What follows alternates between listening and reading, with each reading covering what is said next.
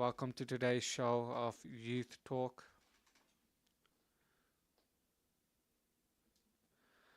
This is the third week we are on Youth Talk.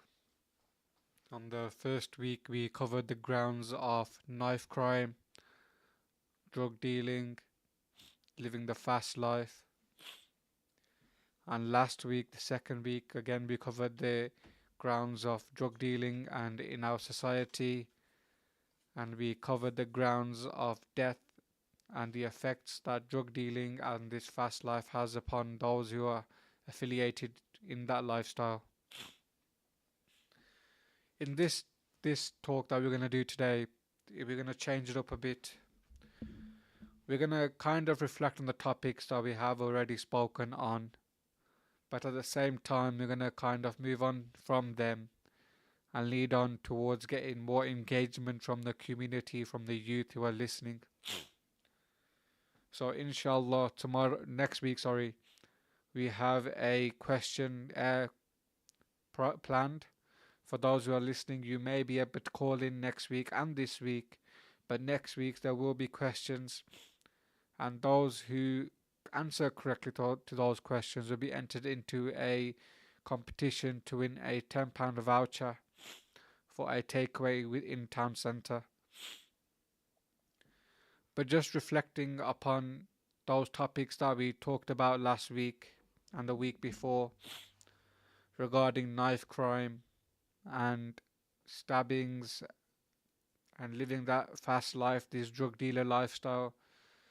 That lifestyle only ends up in one place. It ends you up either in prison or ends up in the grave. There's no way about it. You know, you either end up locked up due to your actions or you end up in the grave due to your actions as well.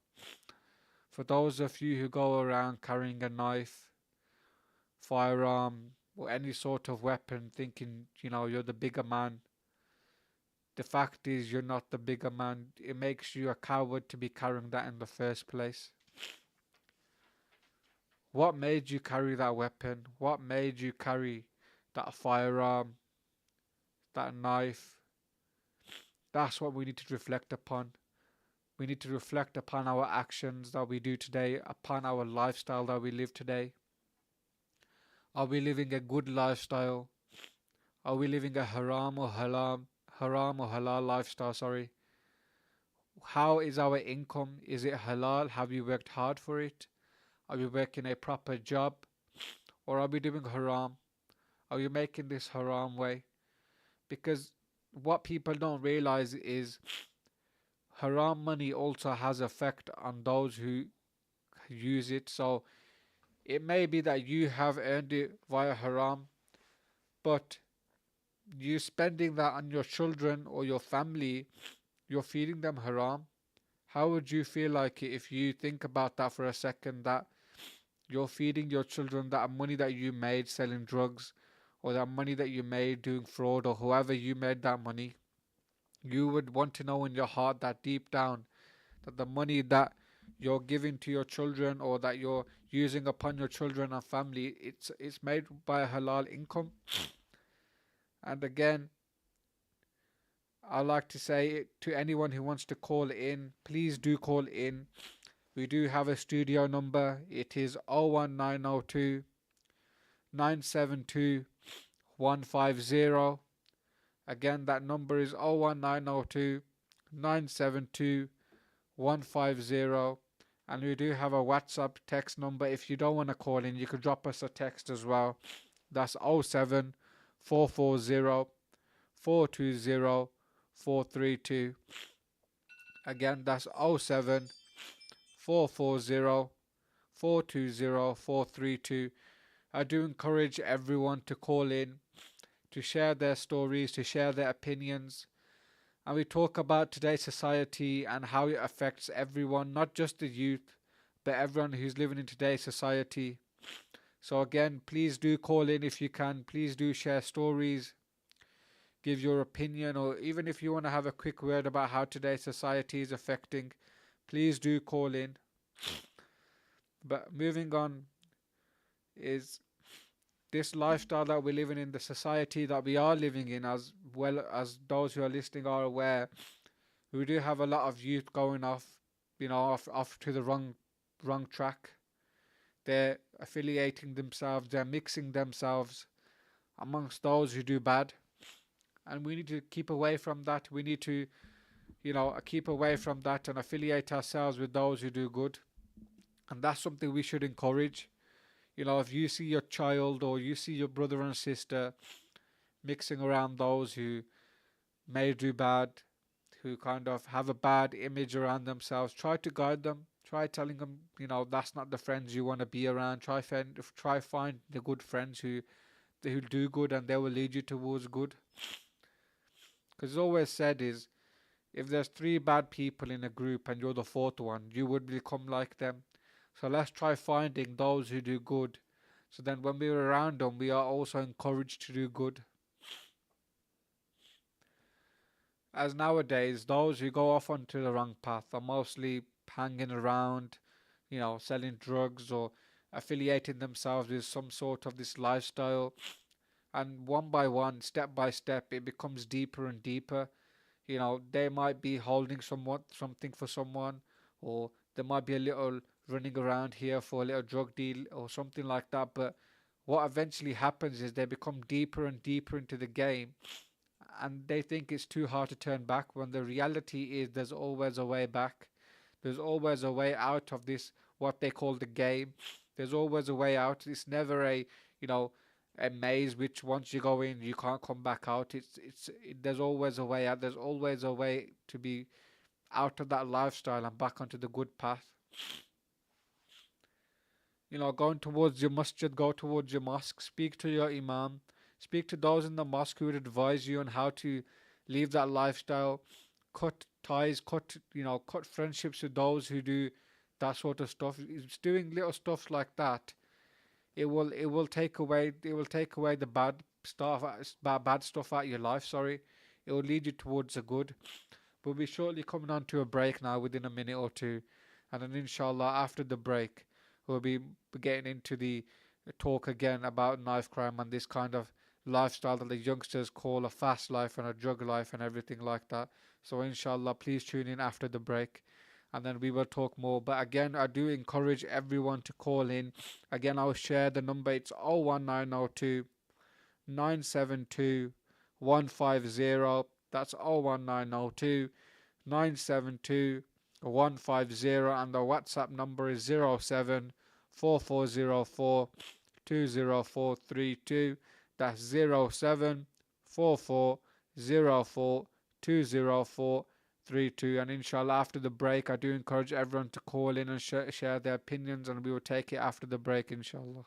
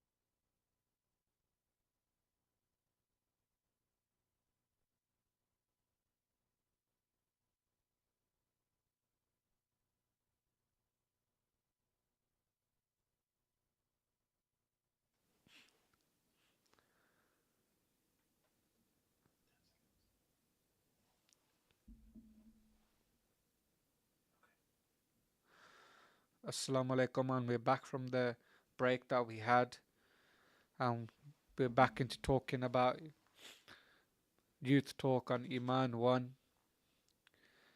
Carrying on from where we left off is the fact that a lot of the youth they think that this lifestyle is a lifestyle to live, but they don't see the consequences it has behind it, about the effect it has on themselves, the family who who also affected by this. Your mum and dad are affected by this. They see you, they'll be getting the calls that you've been locked up or you've been hurt or you've been involved in this. It does affect them as well. It doesn't. It's not just something that you go out there and you do this and you do that. There is a there is a lot of effect on this. And again, I do encourage everyone to call up and to tell their stories and tell their opinions on today's society. But going back on the topic is that a lot of people think that holding a knife or a weapon is something that they should be proud of when it's not. If you have a problem with someone, why not just talk it out? Why not just discuss your problems, come to the common ground, come to the middle ground, and just go your ways and keep it civil? And if and those who get into these fights and these fights, well, don't take your weapon there. Have a hand on fight, which is a fair fight. There's no need to bring a firearm or any sort of that to hurt someone else. But this drug dealing in our community has become a common thing. We're probably aware of someone in our own community who is doing it or has done it, and it's not something that we should be proud of. It's something that we should be ashamed of, because at the end of the day, we are destroying lives by selling that pack or two. You're destroying the life. You're destroying the life of the person who's taking it. He has an effect on him. He becomes an addiction for him, and then he has an effect on his family as well. He starts looking around for spare change. He does stuff that he can make that money, so he can fuel his addiction. He destroys families and families, and that's an effect we don't see upon, because once you've handed that substance over, that's it for the end of you. You've taken your money and you've gone home. But the effect that it has on the other person is what we don't see, and its effect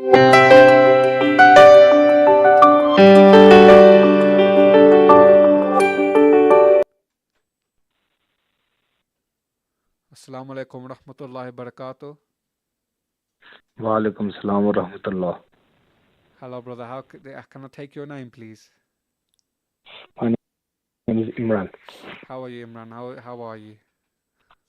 Alhamdulillah, not too bad. You okay? I'm well, alhamdulillah. And you've called into the youth talk that today. That's right. Yes, and would you like to share anything on any opinions or any talk that you would like to discuss today? Yeah, I just feel that all the youth of this day and age, you walk down to the shop, they got their hands down their trousers and just hoods on and acting all gangsterfied when they don't need to. And I believe them working in the youth, in the masjids and the youth center is a great help for them to come off the streets and stop acting like that and being able to continue with their deen and keep them on the straight and narrow, I believe. I do agree with that, brother Imran, as well. A lot of the youth that we see nowadays, they have the image of being a gangster or a bigger person, and that's something that we should not be. We should have the image of being a Muslim, as someone who is a Muslim in heart, and we should also present that image as well. Is that something you agree upon? I totally agree with what you're saying. 100%, you're right. Like I said, it starts from the teenage years of especially social media. Social media, I personally think social media is a bad platform for majority of us because people portray the fakeness on there rather than the reality on there. And I agree with that. There are a lot of rappers who our youth look up to. If you were to ask our youth today, who's your role model, or what do you look up to, or who do you look up to? Sorry, they'll give you a rapper's name or someone who's made a living out of haram and who's influencing others to do so, and that's something we need to stay away from. We need to influence our youth to look into the good. For example, our Prophet Muhammad ﷺ is a perfect role model who we should all follow. Yeah, I totally agree with that. There's a role model there for them set, but they don't want to follow that role model. So it's quite shocking. They want to drive fast cars, do all this, uh, uh, get involved with drugs. Um, Whenever there's trouble, there's majority. Look at the name Islam is portrayed, or he was a Muslim. You're portraying us in a bad light. We already got a bad name by. I'm not going to go there, but by certain individuals, we already got a bad name, or they're trying to portray us in a bad light. But these youths are not helping our deen and the name Islam. They just tarnishing it even more. As soon as something happens, oh, he's a Muslim, he's Islamic, you That's see where I'm something we going do with it. agree upon because at the end of the day, we are who we represent, and we can only represent good. If we go around portraying bad to everyone and showing that we are the bad, then people are going to look at us bad. Whereas if we go around smiling, which is a form of charity again and the sunnah, and doing good, Mm. then people are going to look at us and say, that's good, that's who we are. And it doesn't make an effect around us. People do have a more heartier feeling towards us then. Yeah, I totally agree with that. Like I says, the Ummah at the moment is not in a great shape, shall I say, because the how it is with there's certain things I'm restraining from saying, shall I say. Yeah, So so there's certain things that are portrayed as in a bad light, yeah, but then these are the things that are not helping, and sometimes what I feel bad for is the parents as well, because sometimes the parents they say, oh, the parents are not doing much. What do you know what the parents are doing behind closed doors? They are trying their best, but they're limited to what they can do. How much can they beat them up? How much can they say anything to them? How much can they do anything? Eventually it'll come down to that point. I'm going, what you gonna do? Or I'm yeah. calling the police, what you gonna do? Are you a parent yourself, brother Imran? Yes, that's right. Yeah. And Very obviously, scary times. pardon? Very scary times. Very scary times. And going off what you're saying, it can be very scary times upon those who are affiliated in that lifestyle as well. It's like saying if someone has hurt your son or your daughter, and you get a phone call from the hospital or from the police informing you of this, it can be heartbreaking. It can be world shaking, if I am correct. That's very true. But I try and keep my children around me as much as I can. Um, I take them to a park, I do whatever, take them shopping, whatever. Even if it's a little errand I got to run, I try and say to them, "Come on, let's go for a ride." Try and like interact with them, try and be around them, and they can be around me. Not only that, I also got them into rather than just hanging around on the roads, to Yeah, get them into indoor cricket, indoor kickboxing, boxing, karate, swimming lessons, these sort of activities where it's a bit more, shall I say, away from the desk, yeah, and it's a bit more like exercise for them. Exercise is very good for their brains. yeah. That's something I agree on. That's something that our children of nowadays are missing, is that physical activity. If you were to go to youth clubs or events, held by people who, for example, ourselves, we do one at the masjid in Jamia Masjid Bilal every Sunday. We have a youth club there, and we don't tend to get much older youth now, is because they don't want to see themselves doing this, when this is a good place for them to come. It's a good place for them to talk if they want to discuss stuff. It's a good society and place to be, and that's something that we need to bring the youth back in to them, for them to do physical activities, to put their power and put their will into something else rather than being out there in the streets. Yeah, I totally agree with that. But like I said, it's not only a one person problem; it's a whole community problem. And rather than saying what the parents doing about it. Well, okay, what's the masjid doing about it? What's the next door neighbor doing about it? Not that it's their responsibility, but Yeah. they should have a quiet word with the individual to say, look, you're not giving us, opportunity. But again, I see their point of view that they're not going to really say much to them because they're frightened of any repercussions they may get for talking to an individual, stop doing this. But again, this is dawa. We have to give that. We have to make them see right and wrong. And you'd be questionable for that on the day. And that's correct, brother Imran. Going back on what you said, it all comes down to the person himself to change as much as people can tell him to change, as much as people can advise him and guide him. If the person doesn't want to change himself, that's down to himself. But we can only encourage and influence someone to change for the better. Yeah, totally agree. But like you could go down to the shops. You could go Coventry Road. You could go here, Star City. You could go wherever you want to go. You'll see our lads, and you sometimes you see them. During Ramadan, I ain't been out much to be honest with you. But outside of Ramadan, I've seen them. I've seen them driving down the road with balloons in their mouth and doing balloons and all sorts of, and they're just. I just. I don't want. I want to be careful what I say.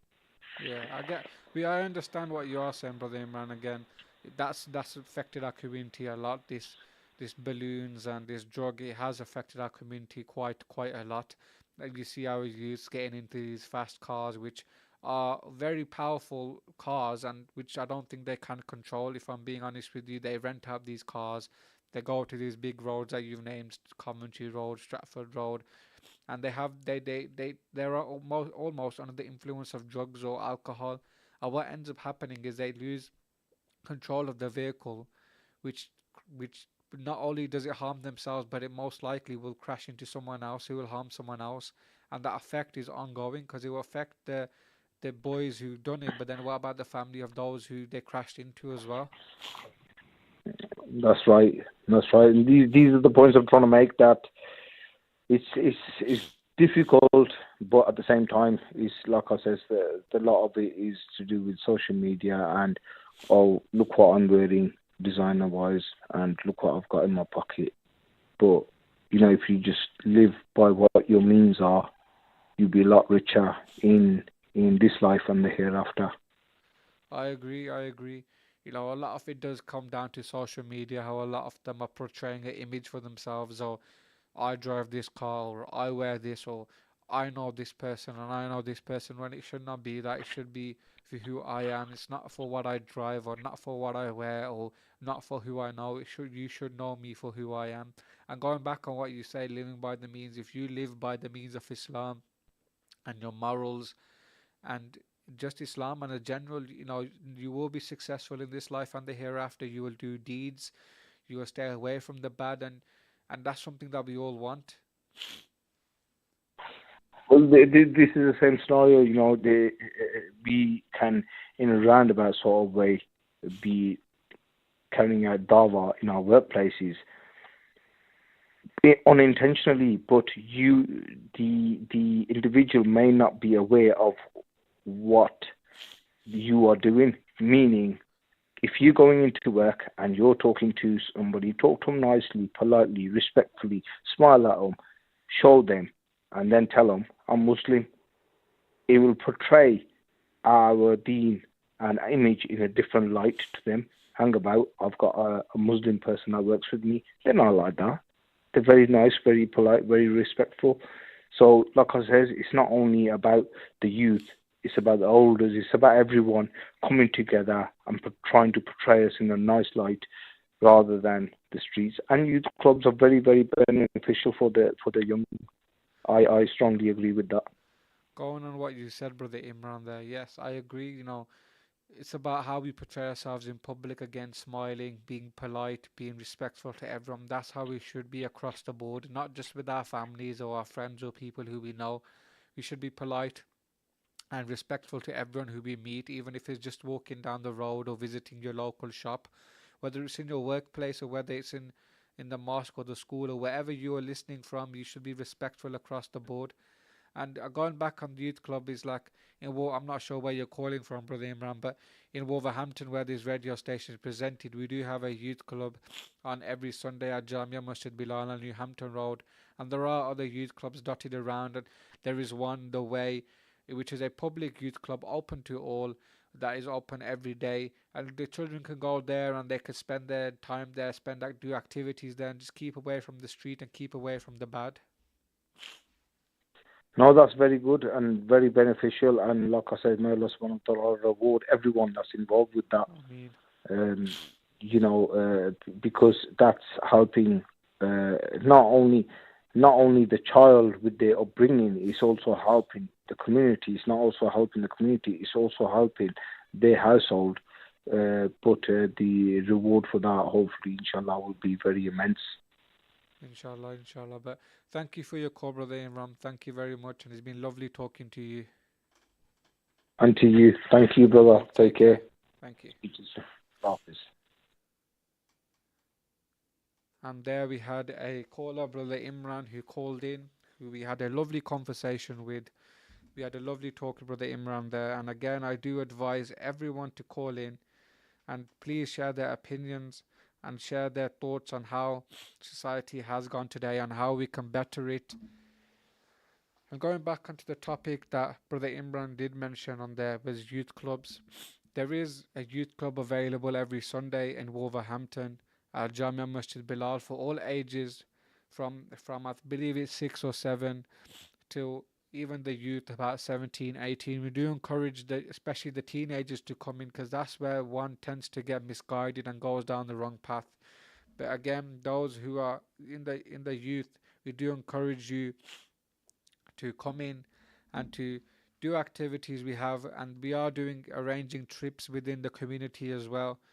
But going back onto the topic of youth and youth clubs, there are youth clubs across the board of the UK which are open, available every day. You can walk in there, you can do activities, you can spend your time there, rather than spending it out in the streets, rather than spending it out doing bad or doing harmful stuff. You could should be there, spending your time doing good. But what we don't realize is the fact that it's not just down to the youth as well, it's down to who they are influenced by. And like Brother Imran said on that call, it's about the social media as well, it's about who they look up to. If you were to go and ask a 6, 7 year old boy, oh, who's your role model? He'll turn around and say a footballer, Ronaldo or Messi. But as they grow up, that tends to change. They're open to new stuff, especially in secondary school. That phase from primary to secondary school, that's when they start to see this new stuff. That's when these role models start changing and they go down the wrong path. Is when they see people on Instagram, Snapchat, TikTok, these people who have made money by rapping or selling drugs or however they've made money, and they can see them living the lifestyle, holidays, shopping, cars. That's what they want to become. That's their inspiration at that time, and that's what they look up to. And how would you feel if your son or daughter looked up to a drug dealer or a person who made his money or made her money by doing haram? It's not someone who they should be looking up to.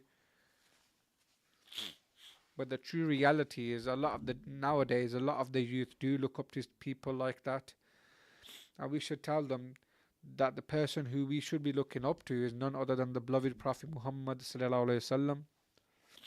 He has set a perfect, a example of how we should live life. He is a perfect role model. He is the one who we should be following. He's left us in the way in the ways of Sunnah. If you follow the Sunnah, not only are you doing good and you're living good, but you're also getting sawab. You're also getting good deeds at the same time. So it's beneficial in this dunya and the next, and that's what we need nowadays. We need something that's going to benefit us in this dunya and the next. And linking it back to the youth, a lot of the youth don't realize is that one day we're going to leave this dunya, one day we're going to leave this world. We're going to end up in that grave where everyone goes, whether you're rich, you're poor, you're big, you're small, old or young. The graves are the same. No one's is bigger, no one's is prettier, no one's is hot or cold. No one has a special heater waiting for him because he was rich, or no one has a special marble plated one. It's just plain dirt in a land. You know, there's not one that's going to be built in the sky for you, or on top of a clock tower, or wherever you want to think that, oh yeah, my grave's going to be there. No, your grave's going to be the same as everyone else's. Just 6 foot by 2 in dirt. That's it. And all you're gonna have that you're gonna be recognized by is your name. Your name, the date you were born and the date you are passed away. That's it. There's nothing in this dunya that apart from the image that you've left for yourself that you're gonna be recognized by. If you've done good in this dunya and you've helped people, you've portrayed that good image for yourself by helping people, by helping the community, by doing good, then that's what people are going to remember you by. But if you've done bad, if you hurt people, if you've been selling drugs and people know that, and you're known in the community for this type of activity, then that's what people are going to remember you by. They're going to say, "Oh yeah, he was selling drugs, wasn't he? Or he was doing this." But then if you're the one who's doing good by helping others, "Oh yeah, that brother helped me. I think let's do dua for him that Allah Subhanahu wa Taala gives him a high rank in Jannah." That's what they're going to say for you, and it's about who you leave behind. If you affiliated yourself in that lifestyle of doing bad, these mates who you call mates or your boys, are they going to remember you every day? Are they going to do dua for you? Are they going to ask Allah subhanahu wa ta'ala to forgive you and to give you a high rank in Jannah? No, they're going to continue living their life. They're going to continue living their life. They're not going to care about you that you're gone now. That rank that you had of being a drug dealer, that corner that you owned selling drugs, that's going to be someone else's. Someone else will be working that now, making the money you were meant to be making. But if you've done good and you affiliated yourself with good, with people who will remember you on a daily basis, that's what we need. We need people who can remember you on a daily basis, and they will be, doing dua for you, and they'll be asking Allah subhanahu wa ta'ala to forgive you. They'll be asking Allah subhanahu wa ta'ala to raise your rank in Jannah. And that's something that we want, that's something that we need, because at the end of the day, when we're in that grave, we can't come back to do good deeds. We can't ask Allah subhanahu wa ta'ala to forgive us. It's the people who are left behind that are going to ask Allah to forgive us. So remember that carefully. The friends that you have now, will they remember you then when you're passed away? When you're in that grave and they're living their life? Or will they visit you on your grave and lay flowers and visit you on a daily basis? Or will they just be the ones who visit every year, or visit only for a few months at the start, and that's it, they forget about you? The friends that we want are the ones who will look after our family when we're gone, who will make sure that our name lives on in a good and respectful way, who will remember us in their du'as and ask Allah subhanahu wa ta'ala for our forgiveness and to give us a high rank in Jannah. That's what we want. But just closing up on this show, I just want to thank those who are listening to this show on Iman 1. And again, I will remind everyone that next week we do have a questionnaire questions, and I'll remind everyone that there is a prize for these questions as well. So I encourage everyone to call in next week on this show and to give their opinions and to answer the questions. And inshallah, we shall be here next week again at 2 o'clock. And I want to thank everyone who has been listening to me and this youth talk on Iman 1. And I hope that everyone has the best of health and Ramadan goes easy, inshallah.